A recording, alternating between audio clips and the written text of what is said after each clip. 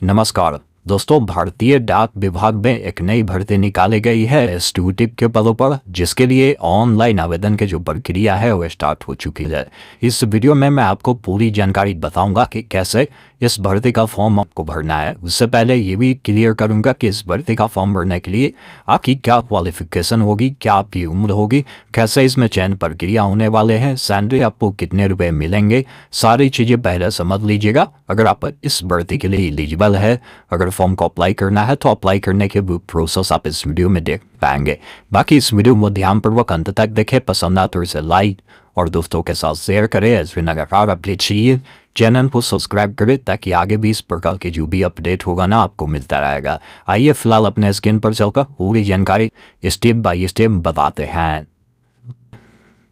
अभी आप देख पा रहे होंगे इंडिया पोस्ट पेमेंट बैंक के मैं ऑफिशियल वेबसाइट पर हूँ और यहाँ पर जो भर्ती आपके निकाली गई है एग्जीक्यूटिव पद के लिए, जिसका ऑनलाइन आवेदन 9 अक्टूबर से स्टार्ट हुए हैं और 29 अक्टूबर तक फॉर्म फिलअप की प्रक्रिया चलेगी। उससे पहले मैंने इसका जो है डिटेल एडवर्टाइजमेंट भी डाउनलोड कर रखा, जिससे मैं आपको बेसिक जानकारी आपको बता सकूँ। जैसे ये डेट आपने समझ लिया है, भर्ती जो आपकी होगी ये 348 पदों पर होने वाली है और मैं आगे बता दूंगा कि इसका फॉर्म कौन लोग भर सकते हैं। पहले आप देख लीजिए कि अगर आप इसमें जॉब पाएंगे ना तो आपकी पोस्टिंग कहाँ होगी, किस सर्कल से करेंगे तो किस राज्य में आपको काम करने का मौका मिलेगा, वो चीज़ें बताई गई है और किस राज्य के लिए कितने सीटें अवेलेबल है वो भी चीज़ें यहाँ पर आपको बताई गई है। आपकी जॉब की क्या प्रोफाइल रहेगी उसके बारे में इन्होंने जानकारी बताया है।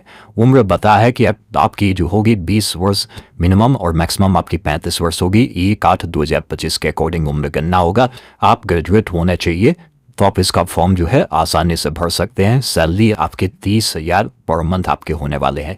काफ़ी सारे लोग सिलेक्शन प्रोसीजर जानना चाहते हैं, तो देखिए इस भर्ती में क्या होगा ना कि आपके जो मेरिट है ना, आपके नंबर के आधार पर ये बनने वाले हैं, जो ग्रेजुएशन नंबर है ना उसके आधार पर, तो उसके बिहार पर ही आपके जो चयन प्रक्रिया होगा। या हो सकता है ऐसा भी कि अगर इंडिया पोस्ट पेमेंट बैंक को लगता है एग्जाम लेनी चाहिए तो एग्जाम भी ले सकता है, लेकिन यहाँ पर इन्होंने ये चीज़ क्लियर बताया है कि जो है ये आपकी मेरिट इसके आधार पर बनेंगे, लेकिन ये पूरा राइट है कि ये लोग ऑनलाइन टेस्ट भी कंडक्ट करवा सकते हैं। तो सारी चीज़ें यहाँ से आपने समझा होगा। बाकी मैं आपको ये चीज़ पहले क्लियर कर दूँ कि इसका फॉर्म जनरल लोग नहीं भर सकते हैं। जनरल लोग इसलिए नहीं भर सकता है क्योंकि इसमें बताया गया है कि ये भर्ती जो कैंडिडेट पूर्व से ही जीडीएस भर्ती जो निकाला गया था ना ग्रामीण डाक सेवक का, उसमें अगर सेलेक्टेड है और सेलेक्टेड लोग अगर चाहते हैं एग्जीक्यूटिव के पदों पर काम करना तो वैसे लोगों को मौका दिया गया है जो जीडीएस में ऑलरेडी पोस्टेड कैंडिडेट है। ये ध्यान रखिएगा। बाकी अब आइए बताते हैं कि इसका फॉर्म कैसे भरना है। अगर पात्र लोग हैं तो डायरेक्ट इस वेबसाइट पर आकर एक ऑप्शन मिलता है click here for new registration, जिस पर क्लिक करना है। आपका जो भी फर्स्ट नेम होगा उसको लिखेंगे। जैसे मान लीजिए किसी का नाम राहुल कुमार है तो फर्स्ट नेम में राहुल यहाँ पर लिखेगा और उससे दोबारा से कंफर्म करेगा। मिडिल नेम कुछ है नहीं, उनका लास्ट नेम कुमार है तो कुमार आप लिखेंगे और उससे दोबारा से कंफर्म करेंगे तो आपका पूरा नाम देखने को मिलेगा। बाकी आपका जो भी मोबाइल नंबर है आपको अपना मोबाइल नंबर देना है। जो भी मोबाइल नंबर है उससे दोबारा से कंफर्म करेंगे। कोई इंटरनेट नंबर है तो दिया अन्यथा छोड़ सकते हैं। जो भी आपका ईमेल आईडी है @ से पहले तक उससे डालकर @gmail.com यहाँ से चुनेंगे और कन्फर्म ईमेल आईडी में पूरा लिखेंगे ईमेल आईडी @gmail.com तक। फिर कैप्चा कोड को डालकर सेव बाय नेक्स्ट पर क्लिक करना है। इस प्रकार आपका रजिस्ट्रेशन कंप्लीट होता है। आपको रजिस्ट्रेशन नंबर पासवर्ड मिल जाता है, इसको आप नोट करके रख सकते हैं। बाकी यहाँ पर फोटो अपलोड करना है। एक फोटो आपको लाइव भी कैप्चर करना होगा। तो लाइव कैप्चर करने के लिए अगर आपके सिस्टम में कैमरा है तो कैप्चर फोटो पर क्लिक कर कैप्चर कर सकते हैं, या आप चाहते हैं मोबाइल फ़ोन से करना तो क्लिक हियर फॉर स्कैन पर क्लिक करेंगे। इस QR कोड को स्कैन करेंगे तो आपके फ़ोन में एक लिंक आएगा, उस पर क्लिक कर आप ओपन करेंगे। कैप्चर का ऑप्शन मिलेगा, कैप्चर पर क्लिक करेंगे, यूज फोटो पर क्लिक करेंगे तो आपका जो फोटो है सक्सेसफुल कैप्चर हो जाएगा। कैप्चर होने के बाद यहाँ पर आपका फोटो भी देखने को मिल जाएगा, ये ध्यान रखिएगा। बाकी अगर गाइडलाइन देखना है तो यहाँ पर आप क्लिक करेंगे तो गाइडलाइन बताया गया है कि फोटोग्राफ जो अपलोड करते हैं वो रिसेंट का आपका होना चाहिए। वो उसका जो भी बैकग्राउंड है वाइट बैकग्राउंड कोशिश करना है, 20 से 50 के भी में रखना है। पिक्सल में बनाते हैं तो 200 × 230 पिक्सल आप उसको रखेंगे।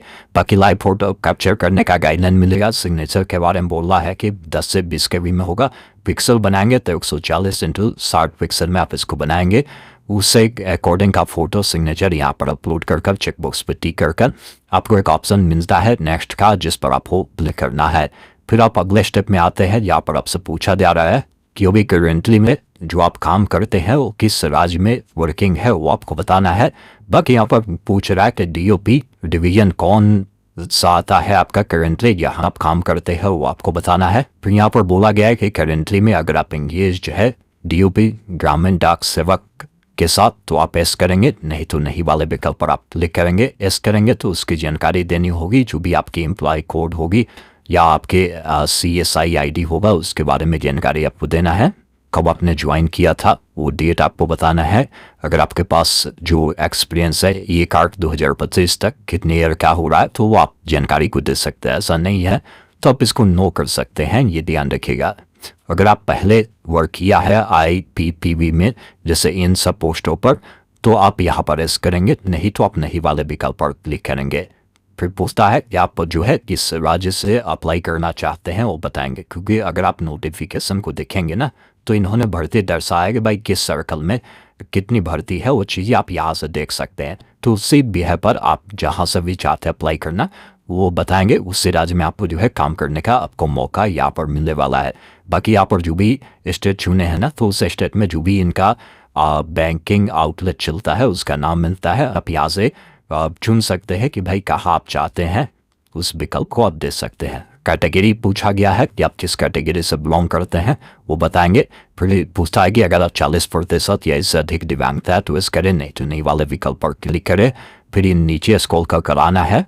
अगर आप स्पेसिफाइड दिव्यांग है तो इस करेंगे, नहीं तो नहीं वाले विकल्प पर आपको क्लिक करना है। नीचे स्क्रॉल कर आपको आना है। यहाँ पर आपसे पूछता है कि आप किस धर्म से बिलोंग करते हैं। अगर आप एक सर्विसमैन है तो इसमें में उसकी जानकारी देंगे। फिर आपसे पूछ रहा है कि माइनॉरिटी कम्युनिटी से आते हैं तो इस करें, नहीं तो नहीं वाले विकल्प पर क्लिक करें। फिर पूछता है कि आधार वेरिफिकेशन के लिए कंसर्न देना है तो आप यहाँ से इस कर आपको अपना आधार नंबर आपको देना है। अगर आप नहीं करते हैं तो फिर आपको कोई ना कोई डॉक्यूमेंट का नंबर जैसे पैन कार्ड तो उसका आपको नंबर देना होगा। तो आप देख ले देना चाहते हैं तो इस कर आप जानकारी देंगे। पैन कार्ड भी है तो आप जानकारी दे सकते हैं। बाकी यहाँ पर आपसे पूछता है कि जो एग्जाम के लिए प्रेफरेंस देना है वो किस राज्य का आप देंगे। उस राज्य के तहत जो भी सेंटर बनाए गए होंगे उस सेंटर का नाम मिलता है। सेकेंड प्रेफरेंस के लिए आप कहाँ देना चाहते हैं वो विकल्प आप चुनेंगे, और थर्ड प्रेफरेंस के लिए आप कहाँ देना चाहते हैं वो आप बता सकते हैं। आप चाहे तो सेम स्टेट में आप दे सकते हैं, कोई दिक्कत नहीं है, आप अपने अकॉर्डिंग देख ले। बाकी आपसे पर्सनल डिटेल में आपकी जो भी डेट ऑफ बर्थ है यहाँ से पहले डेट मंथ ईयर को बताना है। बाकी पूछता है कि आपका जेंडर क्या है, लड़का तो मेल, लड़की है तो फीमेल चुनेंगे। अगर आप जुड़वा भाई बहन है तो इस करें, नहीं तो नहीं वाले विकल्प पर क्लिक करेंगे। आपके शादी हो चुकी है तो मैरिड अन्यथा अनमैरिड वाले पे क्लिक करना है। पिताजी का नाम लिखना है, माताजी का नाम लिखना है। नीचे आना है, आपका करस्पॉन्डेंस एड्रेस जो भी है मतलब जहाँ रहते हैं वो एड्रेस बताएंगे। एड्रेस 1 में ग्रामीण क्षेत्र वाले हैं तो विलेज एड्रेस, 2 में पोस्ट ऑफिस एड्रेस, 3 में पुलिस स्टेशन, अपना डिस्ट्रिक्ट स्टेट बताएंगे और पिन कोड बताएंगे। शहरी वाले हैं तो अपने अकॉर्डिंग जानकारी को फिल करेंगे। करस्पॉन्डेंस एड्रेस और आपका जो है परमानेंट एड्रेस समान है तो इस चेक बॉक्स पर टिक करेंगे। दोनों फिल होगा, अलग अलग है तो अलग अलग जानकारी को फिल करना है। GST इन्वॉइसिंग के लिए कौन सा एड्रेस आप देना चाहते हैं वो आप यहाँ से सिलेक्ट करेंगे। बाकी यहाँ पर बैंक डिटेल देना है, जैसे बैंक जो आपका है अकाउंट वो इनके नाम से है वो बताएंगे। अकाउंट नंबर देंगे, अकाउंट नंबर को दोबारा से कंफर्म करेंगे। बैंक और ब्रांच का नाम लिखना है, साथ में बैंक आपका जो है वो किस प्रकार का अकाउंट है, सेविंग या करेंट बताएंगे। IFSC कोड आपको बताना है।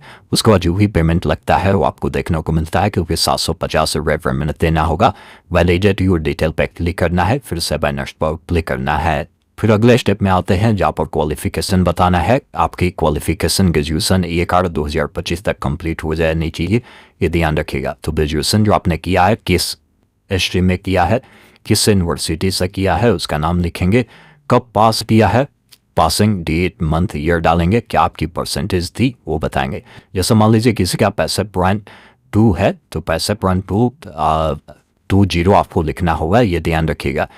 ये नहीं कि 2 लिखकर छोड़ेंगे तो नहीं होगा, और आपको 0 लास्ट में लगाना है और उसके बाद यहाँ पर आप बताना है कि आप ये लगा रहे हैं। अगर मान लीजिए 65 ही है तो पॉइंट के बाद 00 लगाकर आप इस चेक बॉक्स पर जरूर टिक कर दीजिए। पीजी किया है तो पीजी की जानकारी आप दे दीजिएगा। प्रोफेशनल कोर्स है या अदर कोई क्वालिफिकेशन है तो इस अकॉर्डिंग जानकारी देना है। अब यहाँ पर पूछ रहा है कि आप पर कोई भी वायलेंस या कोई भी आप पर केस उस है तो वो जानकारी देंगे, नहीं है तो नो करेंगे। आप कौन से लैंग्वेज जानते हैं उसके बारे में यहाँ पर लिखेंगे। अब जैसे मैंने हिंदी लिखा, हिंदी पढ़ना लिखना बोलना जानता हूँ तो इस प्रकार टिक करेंगे। इंग्लिश भी अगर आप जानते हैं तो इंग्लिश जैसे मैं पढ़ना जानता हूँ, लिखना जानता हूँ, बोलना नहीं जानता हूँ तो इसको ऐसा ही छोड़ेंगे और यहाँ से validate your date of birth click कर सेव नेटवर्क क्लिक करना है। अब आपके सामने फॉर्म का प्रीव्यू आता है, उसमें जानकारी को देखे कुछ भी गलत नहीं है तो आप डायरेक्ट इस चेक बॉक्स पर टिक कर कंप्लीट रजिस्ट्रेशन पर क्लिक कर ओके वाले विकल्प पर क्लिक कर पुनः ओके वाले विकल्प पर क्लिक करना है। अब अगले स्टेप में आते हैं, यहाँ पर लेफ्ट थंब आपको अपलोड करना है। उसका भी गाइडलाइन आप यहाँ पर क्लिक कर आप देख सकते हैं। जैसे यहाँ पर आपको बताया गया है, नीचे जो आप पाएंगे ना तो सिग्नेचर, लेफ्ट थंब और हैंड राइटिंग डिक्लेरेशन जो आपको देनी है। बोला गया है कि जो वाइट पेपर है ना या उस पर आपको जो है ब्लैक इंक पेन से आप सिग्नेचर कर सकते हैं और इसका जो साइज आप रखेंगे ना, जैसे सिग्नेचर का 10 से 20 केबी में होगा, वही लेफ्ट थंब का 20 से लेकर 50 केबी में आपका होने वाला है, वो ध्यान रखिएगा। अब काफ़ी सारे लोग पूछेंगे कि हेड राइटिंग डिक्लेरेशन में क्या लिखना है, तो देखिए वाइट पेपर पर आई आपका जो नाम है लिखेंगे। उसके बाद ये जो मैटर आप देख रहे हैं ना सेम इस अकॉर्डिंग आपको लिखना है और उसको यहाँ पर जो है आपको अपलोड करना है। फिर आपका जो भी मार्कशीट है ना, जैसा अगर सेमेस्टर वाइज है तो सभी सेमेस्टर का आपको मार्कशीट का एक PDF बना लेना है। अगर मान लीजिए पार्ट 1, पार्ट 2, पार्ट 3 का दिया है तो पार्ट 1, पार्ट 2, पार्ट 3 तीनों का एक PDF बनाकर यहाँ पर अपलोड करना है। देखिए PDF बनाने में दिक्कत होती है तो गूगल में बस आपको लिखना है कन्वर्ट JPG जो PDF या वेबसाइट आएगा, इसको ओपन करेंगे और यहाँ से सेलेक्ट करेंगे। जैसे मान लीजिए जो भी डॉक्यूमेंट आपका है यहाँ पर मैंने सेलेक्ट किया, ओपन किया और यहाँ से कन्वर्ट टू PDF पर क्लिक करूँगा और इसको डाउनलोड करूँगा और इसको अपलोड करूँगा, ये आसानी से अपलोड हो जाएगा। अब आप काम करते हैं तो फिलहाल करेंटली एम्प्लॉय है तो आपके पास NOC होनी चाहिए। NOC आपको अपलोड करना है, कैप्चा कोड को डालकर 7 पर क्लिक करना है। अब अगले स्टेप में आएंगे, जो आपका पेमेंट लगता है वो देखने को मिलेगा। कैप्चा कोड को डालकर सबमिट करेंगे। उसके बाद पेमेंट करने का कई सारे माध्यम है, कोई भी माध्यम से आपको पेमेंट करना है और इसका प्रिंट निकालकर अपने पास सुरक्षित रख लेना है। दोस्तों अभी आपने देखा, मैंने आपको सारी जानकारी बताया कि इस भर्ती का फॉर्म आपको कैसे भरना है। उम्मीद करता हूँ आपने पूरी जानकारी समझा होगा, तो वीडियो को लाइक शेयर जरूर कीजिए। वीडियो देखने के लिए बहुत बहुत धन्यवाद। जय हिंद।